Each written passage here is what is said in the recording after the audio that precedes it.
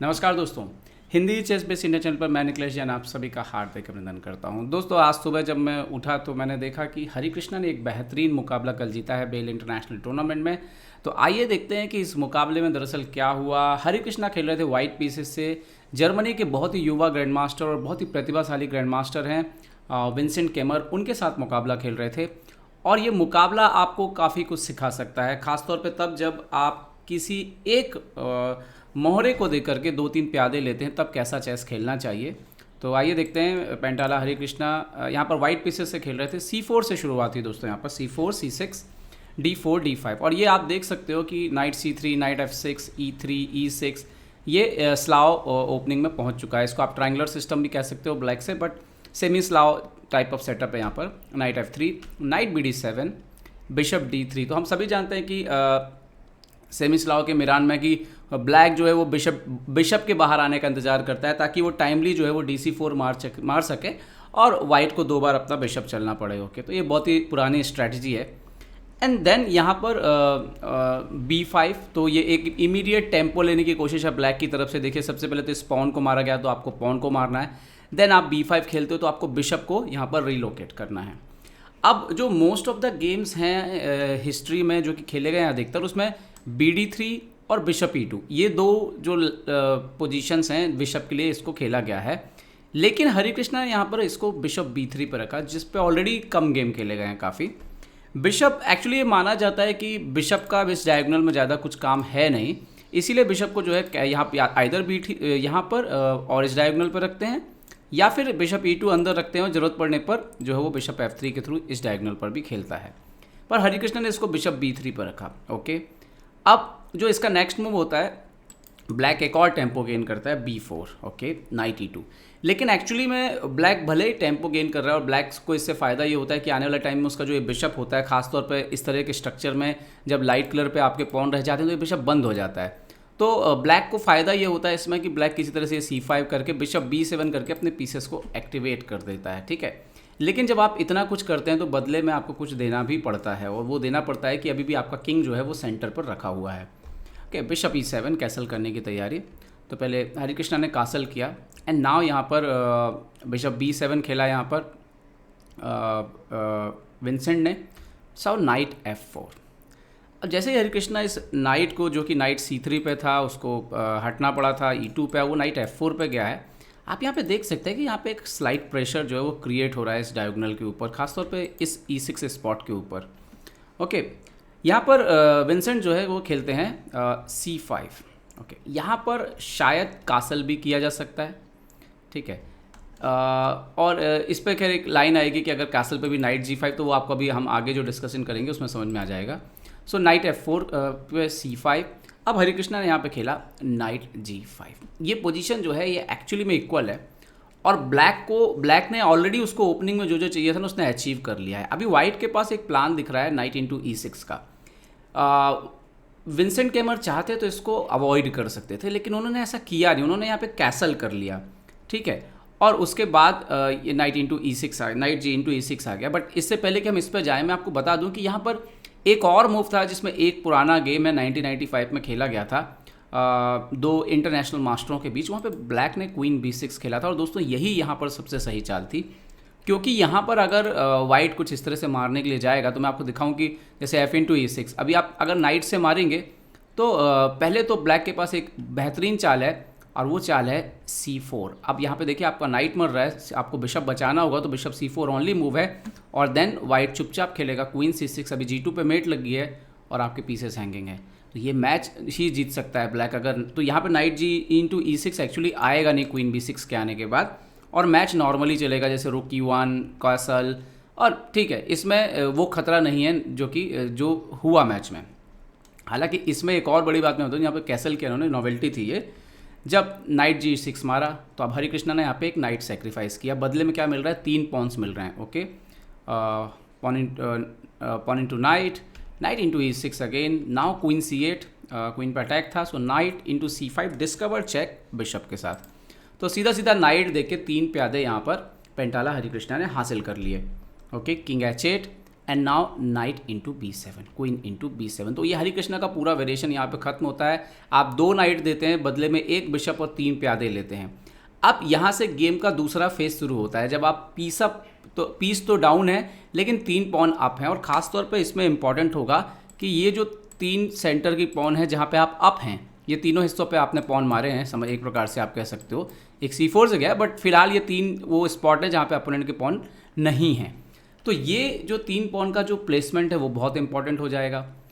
अब इस पे देखिए हरे कृष्णा कितना संतुलित होकर खेलते हैं। ये वाकई यहाँ से आपको डिफरेंस दिखेगा हरे कृष्णा में और विंसेंट में कि कौन ज़्यादा स्ट्रांग है। ओके, F3 बहुत ही इंपॉर्टेंट मूव। किसी भी तरह से E4 के स्क्वायर, G4 के स्क्वायर्स अपोनेंट को ना दिए जाएं। ओके, और अभी नेक्स्ट मूव में D4 E4 भी आपको दिखेगा। तो A5 खेला यहाँ पर अपोनेंट ने, नेचुरल है वो कहीं ना कहीं से अटैक करने की कोशिश करेंगे। E4, अब ये जो मजबूत सेंटर है इसको हरे कृष्णा तब तक नहीं छेड़ने वाले हैं जब तक कि उनके सारे पीसेस एक्टिवेट नहीं हो जाते। अभी यहाँ पे देखिए इसकी वजह से क्या है, यहाँ से लेके यहाँ तक ये पूरे इंपॉर्टेंट स्क्वायर वाइट के कंट्रोल में। इसका मतलब क्या हुआ कि ब्लैक के जो माइनर पीसेस हैं वो आसानी से मूव नहीं हो सकते। बोर्ड पर सिर्फ एक ही फाइल ओपन है और वो है ये फाइल, लेकिन चूंकि हरे कृष्णा के पास डबल बिशप है तो दोनों कलर पर कंट्रोल होने की वजह से इसका कुछ ज़्यादा फायदा होगा नहीं। तो अब देखिए यहाँ पे क्या हुआ, नाइट B6। हरे कृष्णा ने अब धीरे धीरे अपने पीसेस डेवलप करना शुरू किया। क्वीन E2, ओके, ये तो होना ही था, उन्होंने देख लिया था पहले से। A4, तो बिशप C2, रुक C8 आए, रुक F8, सो बिशप D3। तो अभी एक पीस को सेंट्रलाइज कर दिया यहाँ पर, ठीक है। ये पूरा प्रोसेस इसके आगे देखिए आपको काफ़ी कुछ सीखने मिलेगा। A3, B3 किया, तो ब्लॉक रखना है पोजीशन को जब तक कि आपके पीसेस रेडी नहीं हो जाते, क्योंकि आप पीस डाउन हैं। तो जब तक आपके पीसेस रेडी नहीं हो जाएंगे तब तक आपके जो पॉन है, पास्ट पॉन, उनका फ़ायदा आपको मिलेगा नहीं।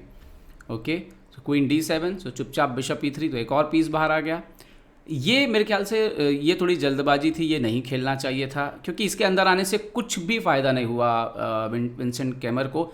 एक और चीज़ भी थी कि जब वो ये रुक C8 पे लेके आए थे तो ये भी अल्टीमेटली था कि कहीं ना कहीं वो जो A8 का रुक है वो यूज़ नहीं हो रहा आपका, ठीक है। और शायद इसी कारण उनको ये रुक जो है वो C3 पे लाना पड़ा ताकि वो A8 के रुक को यूज़ कर सकें अब। लेकिन ये शायद उनकी तरफ से थोड़ा सा कुछ माइनर सी, बड़ी नहीं, छोटी छोटी गलतियाँ हुई। ओके, हरे कृष्णा अपना आखिरी पीस जो है वो बोर्ड पर लेके आते हैं, रुक के D1, रुक D8। बट उसके बाद भी आप देखो कि आप तोड़ने की स्थिति में नहीं हो, अभी भी वाइट को कहीं से कोई प्रॉन ब्रेक नहीं दे सकते, कुछ नहीं कर सकते। हरे कृष्णा ने खेला किंग H1। ये मूव बहुत ही इंपॉर्टेंट है और आने वाली 1-2-3 चाल तो वो आपको बहुत मज़े देंगी। ओके, तो ये किंग ने जो है वो जगह बनाई है बिशप के लिए। क्यों, बिशप G1। अभी आप देखिए कि ये बिशप जो है वो पीछे अंदर आ जाता है और अंदर से ही वो सेम काम कर रहा है जो कि वो E3 से कर रहा था, ठीक है। ओके, जो कि उसको सेंट्रल पॉन को सपोर्ट करना है। बिशप F8, क्वीन E1 और नाइट BD7, और आप यहाँ पे देखिए बिशप B1। ये बहुत ही मज़ेदार पोजीशन। ये ऐसा नहीं आपको लग रहा कि जब अपन लोग घर के सारे लोग जो पीछे बैठ जाते हैं और आराम से जो है हम यहाँ सामने बैठ के टीवी देखते रहते हैं, तो वही हाल है पेंटाला हरे कृष्णा का। सारे पीसेस सेट हैं एकदम। बिशप के बारे में एक खास बात बता दूं आपको कि बिशप कभी भी कॉर्नर पे नहीं होता है। बिशप कभी भी अंदर अगर वो बैठा है वहाँ पे भी अगर वो काम कर रहा है तो वो कमज़ोर नहीं होता है, क्योंकि बिशप जैसा पीस एक मूव में बाहर आता है। नाइट को हम कमज़ोर बोल सकते हैं अगर वो यहाँ पे बैठा होता है, लेकिन बिशप वो अपने स्टार्टिंग स्क्वायर से भी बहुत कुछ कंट्रोल कर सकता है। ओके, इसीलिए आपने देखा होगा कि कई बार बड़े प्लेयर का बिशप जो है वो थोड़ी देर बाद भी बाहर निकलता है और वो वहीं से बैठे बैठे काम करता रहता है। Okay, night H5। और अब यहाँ से आप देखें कि जो पेशेंस था विंसेंट कैमर का वो टूट जाता है और उन्होंने गलतियाँ करना शुरू कर दी। अभी देखिए यहाँ पे हरे कृष्णा ने कभी भी ये पॉन पुश नहीं किया था, क्योंकि ये जो नाइट था, ये जो नाइट है वो D5 पे आ जाता अगर हम उसको यहाँ पर पुश करते तो यहाँ पर जैसे ही उन्होंने नाइट H5 खेला तो ये एक गलती थी। हरे कृष्णा ने इमीडिएटली E5 पुश किया। प्रॉब्लम क्या है, E5 जैसे ही पुश हुआ, अभी आप देखिए कि ये बिशप की रीच कहाँ तक पहुँच गई, घर से ही H7 तक।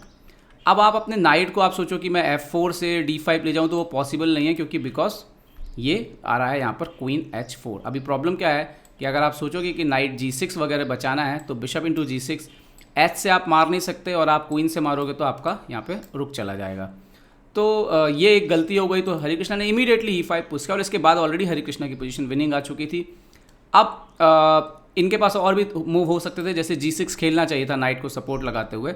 हरे कृष्णा यहाँ पर F4 खेलते, नाइट B6 F5, ये पोजीशन भी वाइट के लिए विनिंग है, लेकिन ये बेहतर होता। बट यहाँ पर विंसेंट कैमर ने खेला क्वीन E6। ये एक बड़ी गलती है, मुझे लगता है आपको मिल गया होगा। सिंपल डबल अटैक है। हरे कृष्णा ने खेला क्वीन H4, रुक पर अटैक, और नाइट पर अटैक। विंसेंट केमर ने एक लास्ट ट्रैप लगाया क्वीन H6 का। यहाँ पर कभी भी इस तरह की पोजीशन में जल्दबाजी नहीं करनी चाहिए जब आपको कोई पीस मिल रहा हो, और वैसा हरिकृष्णा ने भी नहीं किया, क्योंकि अगर करते तो ये हो जाती मेट इन 1। तो हरिकृष्णा ने यहाँ पे पहले क्या किया, अपने अपोनेंट के नाइट को जो है वो चेंज किया उसका प्लेस। सो G4, अभी नाइट G3 तो क्वीन G3 आ जाएगा। तो उनको खेलना पड़ा यहाँ पर नाइट F4, नाइट H6 जाते तो ज़्यादा बेटर होता है ये position. Queen H6, G6, EF6, night F6 ये पोजीशन आती जहाँ पे वाइट विनिंग है, लेकिन फिर भी ब्लैक के पास कम से कम कुछ देर और रुकने का यहाँ पर उनके पास आप कह सकते हो कि रिसोर्सेस रहेंगे।